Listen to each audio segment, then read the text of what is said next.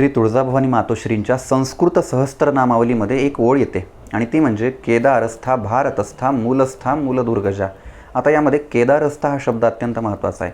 उपपद तत्पुरुष सामासिक शब्द आहे हा आणि याचा अर्थ होतो केदारे तिष्ठती ती केदारस्था. अर्थात केदार क्षेत्रामध्ये अथवा केदारनाथ क्षेत्रामध्ये जी राहते ती केदारस्था.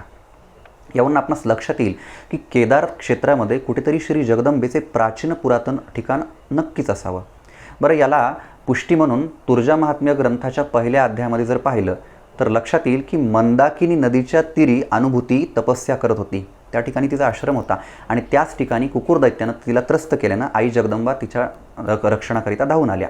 याचा अर्थ काय? मंदाकिनी नदी केदार क्षेत्रातनं वाहते म्हणजे केदार क्षेत्रामध्ये कुठेतरी वेगळ्या नावाने असेल अथवा वेगळ्या रूपात असेल भवानी मातेचं एखादं प्राचीन ठिकाण प्राचीन स्थान नक्कीच असणार, हे निर्विवाद सत्य.